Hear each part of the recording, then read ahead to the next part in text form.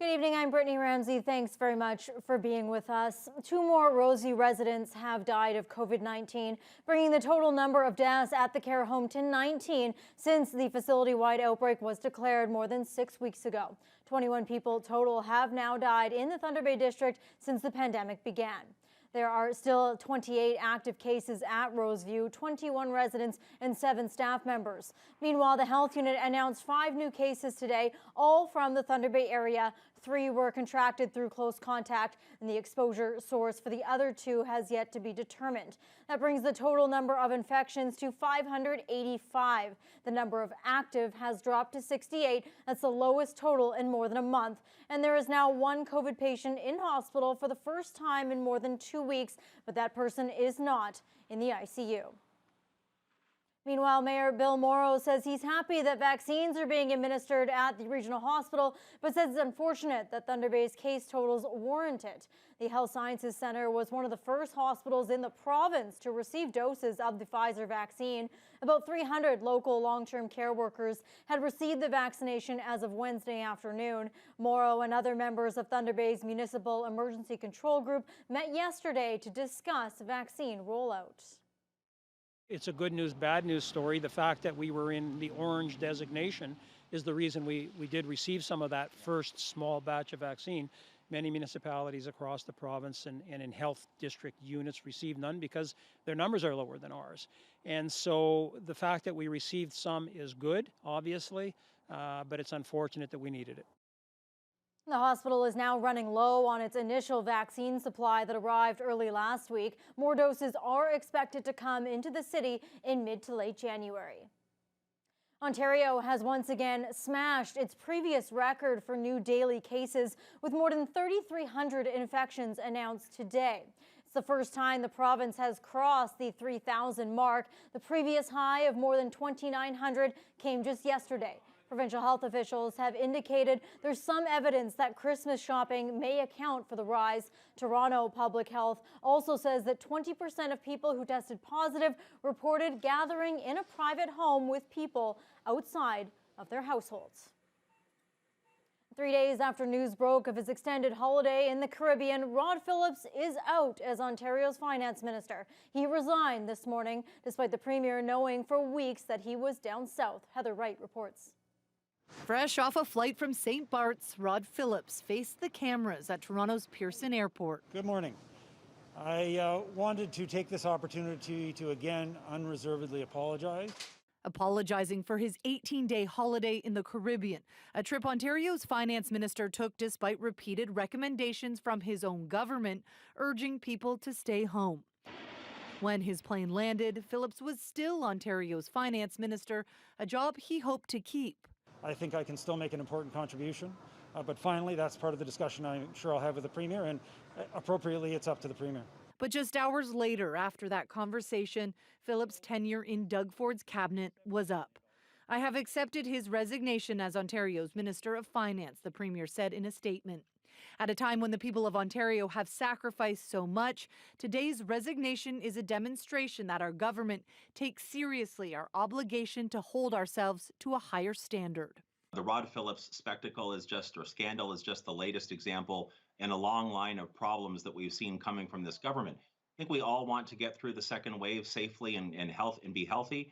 I really hope Doug Ford wakes up, steps up, provides the kind of leadership Ontario needs. Phillips had been under fire ever since news of his vacation broke on Tuesday.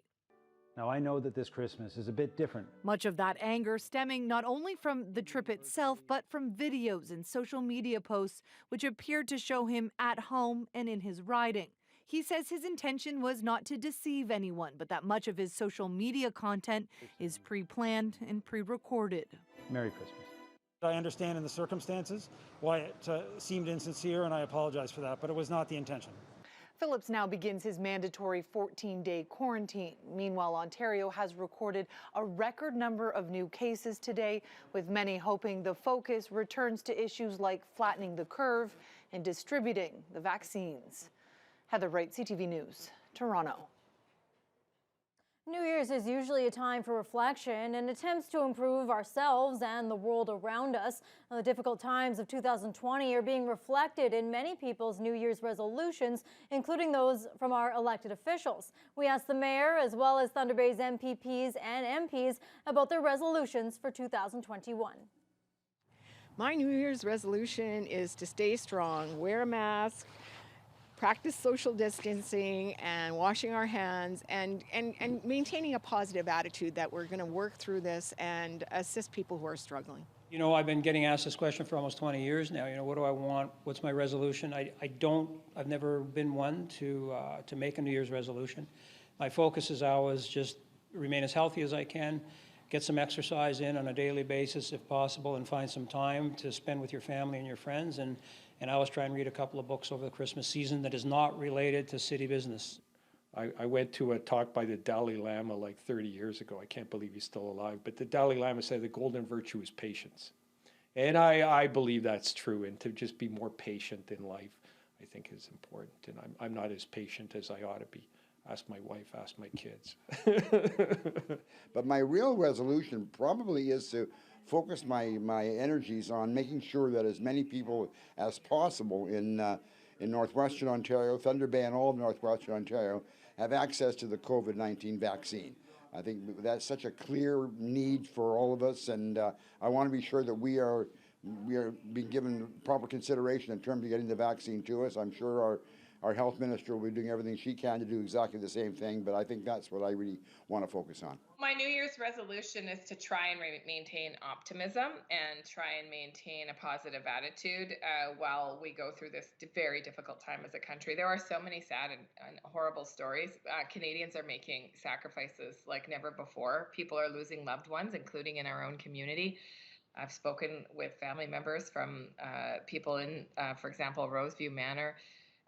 These are tragic stories. And so my goal for 2021 is to remain optimistic, remain determined, and to get things done.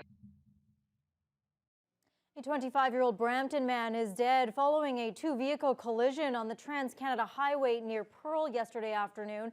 OPP say Mandeep Singh Sohi was driving a passenger vehicle that was involved in a head-on crash with a tractor-trailer unit around 1 o'clock. 2 other people were taken to hospital with undisclosed injuries. The collisions caused the highway to be closed for several hours.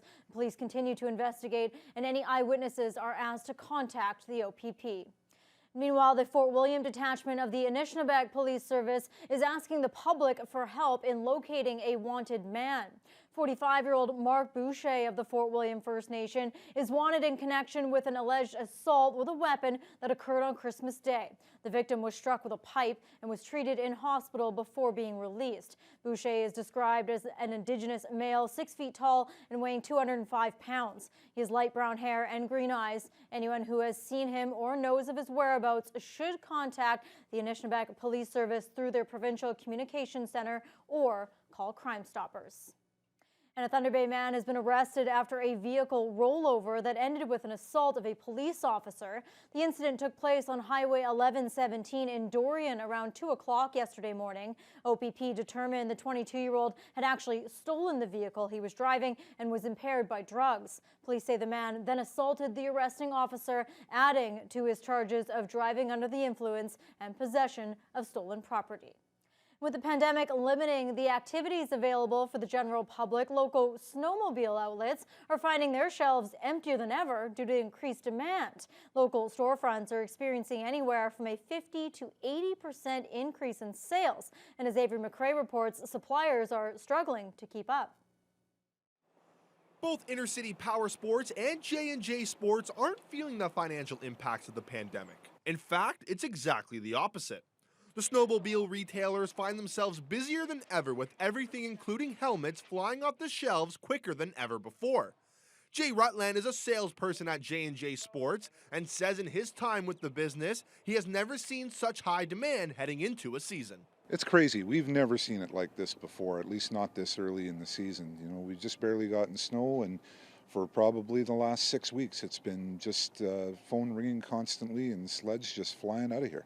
The fact that people can't go out and do other things, they're not traveling, they have more disposable income, so they're buying toys, snow machines, quad runners, hot tubs, everything. Intercity Power Sports has one sled remaining in their inventory, while J&J Sports only has a few to sell to its name. Normally, the businesses would only experience a shortage of product in the spring after the season, but suppliers have been struggling to meet up with the increased demand. When COVID first happened, nobody knew what was going to happen after, so supply chains were shut down. And then when it was over, when they were able to open back up, they had no idea which way it was going to go. And so I don't think anybody was prepared for the increase that we've seen in this industry along with others. Right about now, with our stock levels and everything like that, people are coming in and they're basically saying, well, what do you have?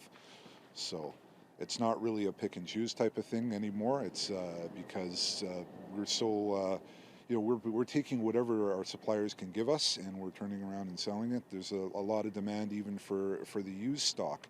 Both stores are offering curbside pickup during the lockdown. The storefronts have their repair shops open as an essential service for anyone needing to fix their snowmobiles to ensure they can fully enjoy the winter season amidst the pandemic. Avery McRae, TBT News.